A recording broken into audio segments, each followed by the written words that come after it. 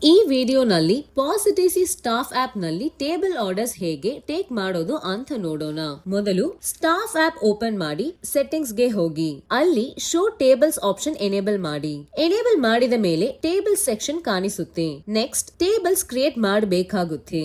ಅದಕ್ಕೆ Merchant app open ಮಾಡಿ table section ಗೆ ಹೋಗಿ ಕ್ರಿಯೇಟ್ ಟೇಬಲ್ ಮೇಲೆ ಟ್ಯಾಪ್ ಮಾಡಿ ಟೇಬಲ್ ನೇಮ್ ಮತ್ತು ಸೀಟಿಂಗ್ ಕೆಪಾಸಿಟಿ ಎಂಟರ್ ಮಾಡಿ. ನಂತರ ಸಬ್ಮಿಟ್ ಮೇಲೆ ಟ್ಯಾಪ್ ಮಾಡಿ. ಟೇಬಲ್ ಕ್ರಿಯೇಟ್ ಆದ್ಮೇಲೆ ಸೆಟ್ಟಿಂಗ್ಸ್ ನಂತರ ಟರ್ಮಿನಲ್ ಗೆ ಹೋಗಿ ಟೇಬಲ್ ಸೆಟ್ಟಿಂಗ್ ಸರ್ಚ್ ಮಾಡಿ. ಮ್ಯಾನೇಜ್ ಟೇಬಲ್ಸ್ ನಲ್ಲಿ ಕ್ರಿಯೇಟ್ ಮಾಡಿದ ಟೇಬಲ್ ಸೆಲೆಕ್ಟ್ ಮಾಡಿ ಮತ್ತು ಬೇಕಾದ ಟರ್ಮಿನಲ್ ಗೆ ಅಸೈನ್ ಮಾಡಿ. ಈಗ ಸ್ಟಾಫ್ ಆಪ್ ಗೆ ಬಂದು ರಿಫ್ರೆಶ್ ಮಾಡಿ. ಅಸೈನ್ ಮಾಡಿದ ಟೇಬಲ್ ಲಿಸ್ಟ್ ನಲ್ಲಿ ಕಾಣಿಸುತ್ತೆ. ಆರ್ಡರ್ ಟೇಕ್ ಮಾಡಲು ಟೇಬಲ್ ಸೆಲೆಕ್ಟ್ ಮಾಡಿ ಆಡ್ ಆರ್ಡರ್ ಮೇಲೆ ಟ್ಯಾಪ್ ಮಾಡಿ. ಬೇಕಾಗಿರುವ ಪ್ರಾಡಕ್ಟ್ ಸೆಲೆಕ್ಟ್ ಮಾಡಿ ಆರ್ಡರ್ ಸ್ಕ್ರೀನ್ ಗೆ ಹೋಗಿ. ಇಲ್ಲಿ ಕ್ವಾಂಟಿಟಿ ಇನ್ಕ್ರೀಸ್ ಅಥವಾ ಡಿಕ್ರೀಸ್ ಮಾಡಬಹುದು. ಕೆಒಟಿ ಕಿಚನ್ ಗೆ ಸೆಂಡ್ ಮಾಡಬಹುದು.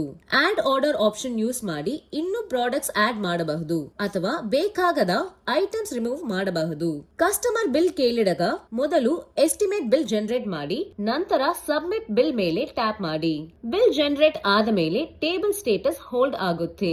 ಕಸ್ಟಮರ್ ಪೇಮೆಂಟ್ ಮಾಡಿದ ಮೇಲೆ ಕ್ಯಾಶ್, ಯುಪಿಐ ಅಥವಾ ಬೇರೆ ಪೇಮೆಂಟ್ ಮೋಡ್ ಸೆಲೆಕ್ಟ್ ಮಾಡಿ ಪ್ರಿಂಟ್ ಅಂಡ್ ಕ್ಲೋಸ್ ಮೇಲೆ ಟ್ಯಾಪ್ ಮಾಡಿ. ಟೇಬಲ್ ಕ್ಲೋಸ್ ಆಗುತ್ತೆ. ಒಂದೇ ಟೇಬಲ್ ಮೇಲೆ ಇಬ್ಬರು ಬೇರೆ ಕಸ್ಟಮರ್ಸ್ ಇದ್ದರೆ ಸ್ಪ್ಲಿಟ್ ಟೇಬಲ್ ಫೀಚರ್ ಯೂಸ್ ಮಾಡಬಹುದು.